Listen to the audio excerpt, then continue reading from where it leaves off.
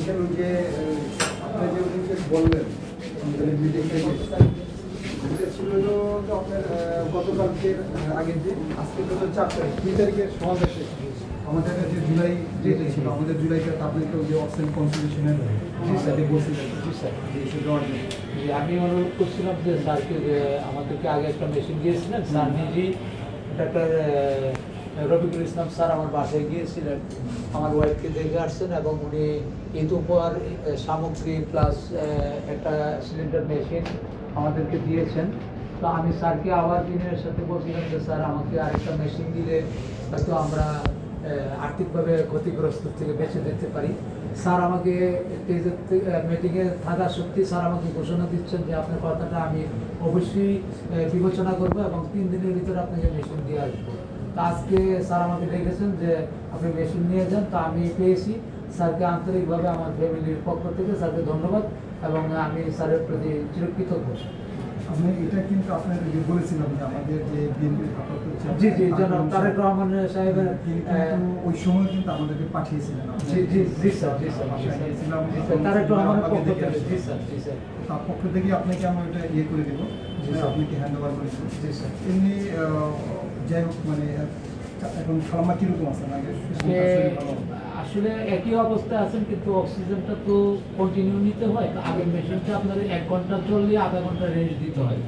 ওই সময় আমাদের আবার বোতলে অক্সিজেন লাগে প্লাস আবার ওই লোডশেডিং হয়, লোডশেডিংয়ের সময় আবার বোতল সিলিন্ডার রেডি রাখতে হয়।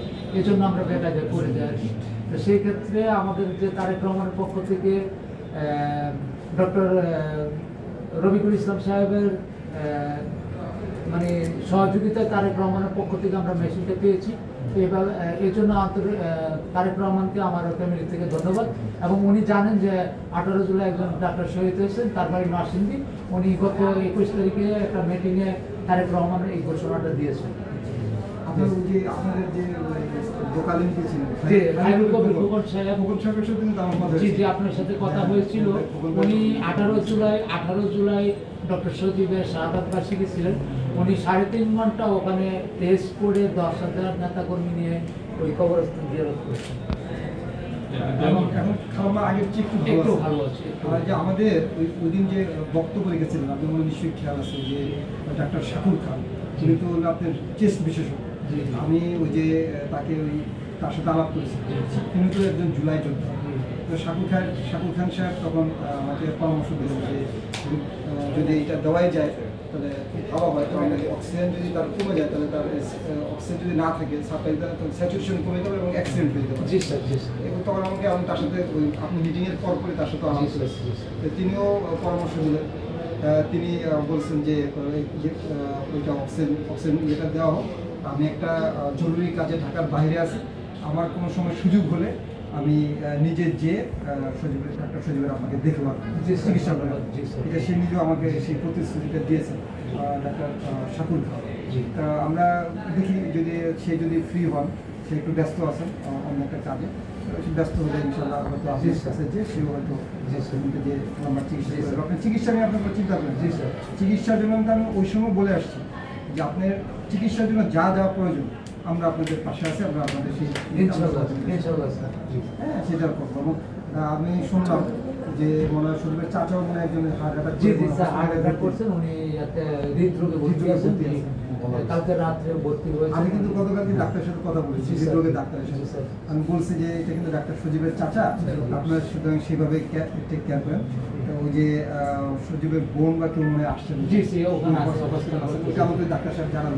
জি জি আমাকে বলো যে মেশিনটা কোথা থেকে নিই বা পিজি থেকে না ইয়াতে ওই হৃদরোগ থেকে। আমি বললাম যে না স্যার আমাকে পিজি থেকে আমরা এখান থেকে আমরা দিয়ে দিতে চাচ্ছি, যেহেতু আমরা আপনাকে এখানে প্রতিশ্রুতি করছি। জি স্যার, অনুষ্ঠানটা পিজিতে ছিল। আমি যেহেতু এখানে আমরা প্রতিশ্রুতি করছি বাংলাদেশ মেডিকেল ইউনিভার্সিটিতে, এখান থেকে আপনি আমি আসলে আপনাদের জামান সাহেব, উনি ফাউন্ডেশন থেকে আমার সাথে পরিচয় টেলিফোনে। তো উনি ওখানেও আমার কাজগুলো করে দিয়েছেন। ওই 5 লাখ টাকা যে টাকাটা পাওয়ার জন্য উনি যথেষ্ট অবদান রেখেছেন এবং প্লাস এর আগে যে মেশিনটা আপনি দিয়েছেন ওনার মাধ্যমে আপনাদের সাথে আমরা আমাদের সাথে যোগাযোগ দিয়েছি, আমরা ডাক্তার জামান আমাদের সাথে জি যোগাযোগ স্যার, করেছি, স্যার, তো আমরা- এই জন্য ওনাকে বলতে পারছি না, ওনাকে সবসময় স্মরণ না। করি। আমি রাত্রে 10টা 12টা 1টা যখনই সুযোগ পাই ওনাদের রাত্রে একবার করে একটা কল দিই, স্যার তোমার কি অবস্থা। তো স্যার দোয়া করবেন। হ্যাঁ, আপনি দোয়া করেন, আমি একটু আপনার হাতে এটা জি, দিতে জি, চাই। জি।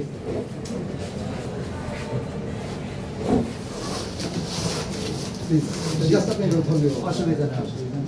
আচ্ছা, আপনি দোয়া করেন। আমি অবশ্যই আমাদের দোয়া করি। শুনেন, আমাদের দেশনেত্রী বেগম খালেদা জিয়া তিনি তো অসুস্থ, আপনি জানেন। জানি স্যার। আমরা তার জন্য আপনি দোয়া করেন। অবশ্যই, অবশ্যই।